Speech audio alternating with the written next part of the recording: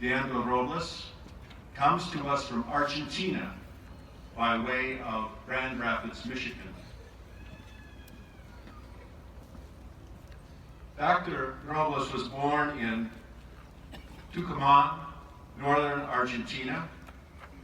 He practiced law for 10 years, focusing on criminal law, family law, and constitutional law.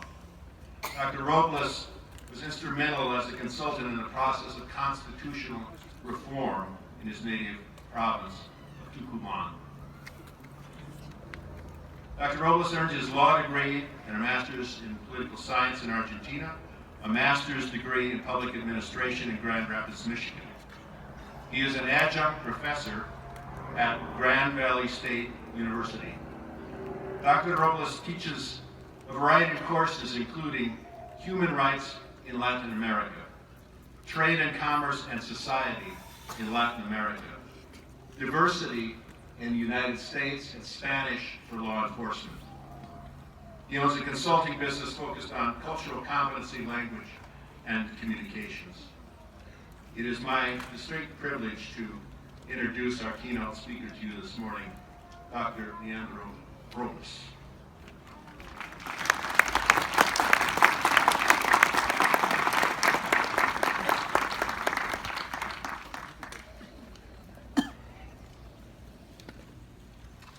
Thank you, Judge Biken, for your kind invitation to allow me to share with you my thoughts and experiences upon becoming a citizen of the United States. I am humbled and deeply honored to be standing here in front of all of you today. This is a wonderful day, a day of joy and pride for all of us and all of you as new citizens, as well as for your family and friends gathered here to celebrate this incredible occasion here at the impressive Mount Rushmore, built by Gutzon Borglund, a son of Danish immigrants. And what can we learn from the presidential images depicted here and carved into this mountain, the so-called Shrine of Democracy? George Washington, our first president and the father of the country.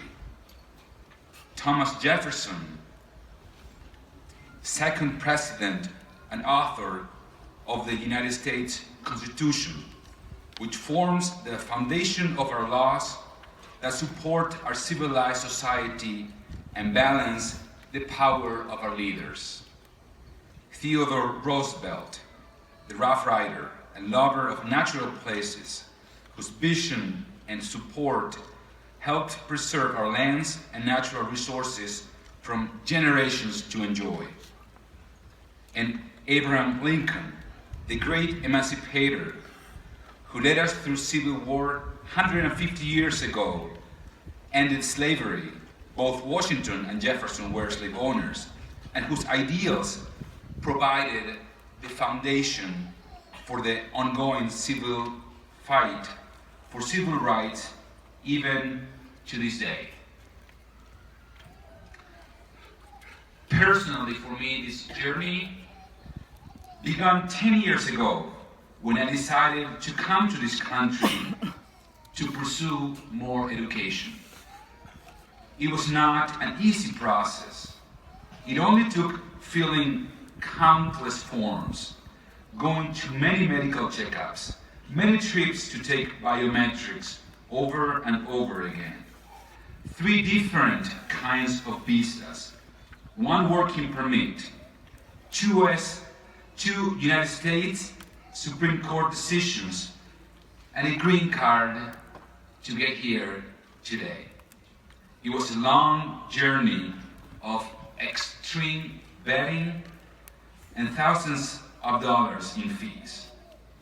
And finally, 3.5 months ago, on March 3rd of this year, I became a citizen of the United States in Grand Rapids, Michigan.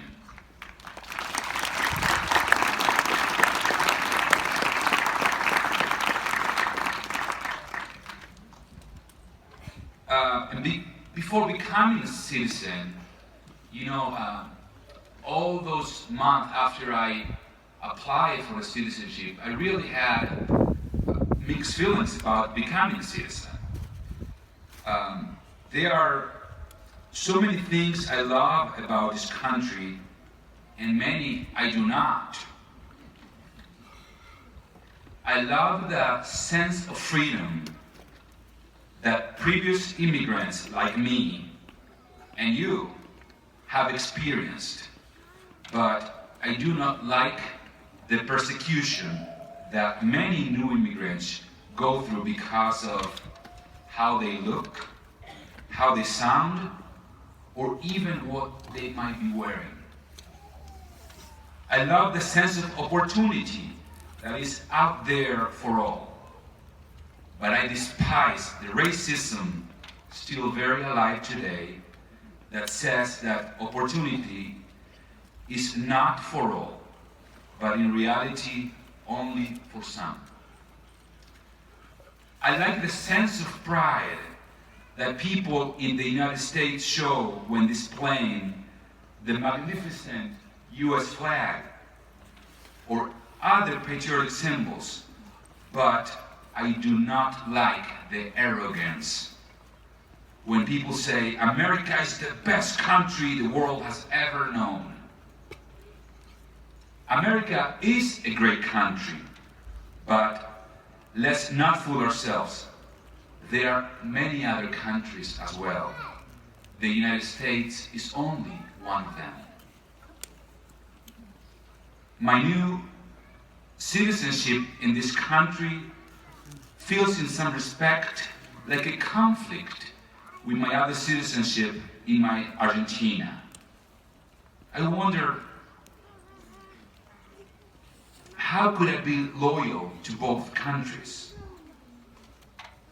And the answer is always in the heart.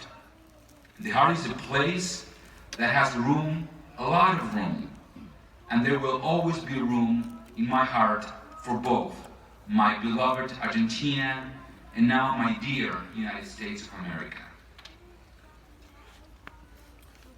When we open the Constitution, you probably have in your gift bags today the Constitution. At least it was given to me when I was sworn in.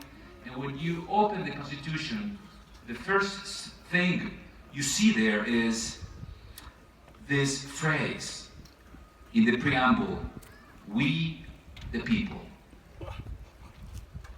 Back in the day, that room was full of immigrants when the constitutions were ratified, just like on this day. Because immigration makes the social fabric stronger, and the social fabric is the essential element of a prosperous nation. Do not let anyone make you think or feel otherwise.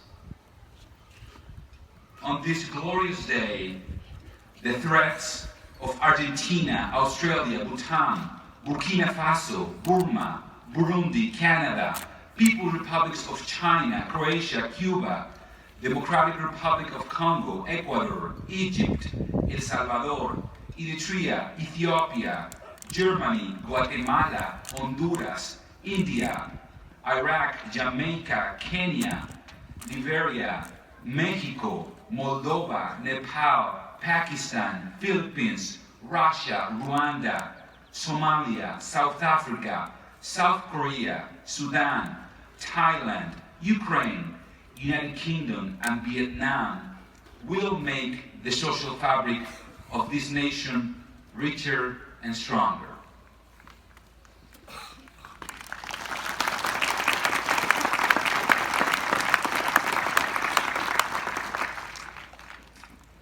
As a very political person that I am, I hold on to the values that I care dearly and that define me as a human being. I will never abandon my pursuit of justice, peace, respect, humility, compassion, solidarity, human rights, and love.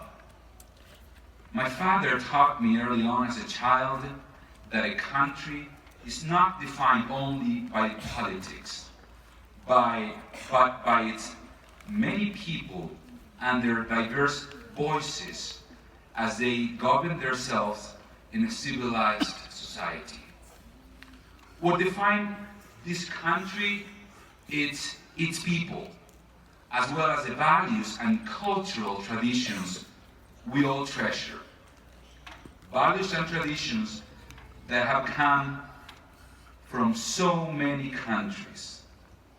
I wonder how many countries of origins are present today if we all here examine all our genealogy.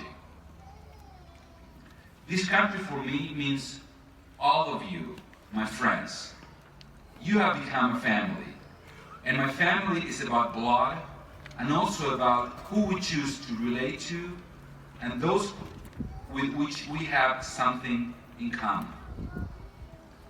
Each of you present here today has welcomed our new citizens and made a room for us in your life. For that, I am profoundly grateful. Each of these new immigrants here and me went through. All of us know what we went through after we left our towns, familiar places, family and friends, to come to a new place, learn a new language, a new culture, adapt to a different kind of weather, get used to new kinds of food, and in a way, we had to reinvent ourselves to start all over again. My friend, the Honorable Judge Robert Junker, said to me, as immigrants, we all maintain a deep emotional connection with our land of birth, and because of that, it is not easy to take this oath today. It is not easy to renounce allegiance to our countries and embrace a new one. However, we should not cast away all the wonderful and valuable things we learned in our homelands. Because those values and those traditions make us who we are today and forge our identity. We must bring all those wonderful elements here to this land and share them with anyone, with everyone, to enhance the rich fabric of this truly multicultural and multi-ethnic country. Personally, to be a United States citizen means that I can now continue to have all of you, my American family, in my life without the risk of any administrative restrictions. To be a citizen, to me, is a compelling call to defend and respect the United States Constitutions and the powers established therein. It means to be more aware that now I have a greater responsibility to defend the democracy that we the people created. It also means that I must respect those who choose to look the other way and entertain themselves doing perhaps something else.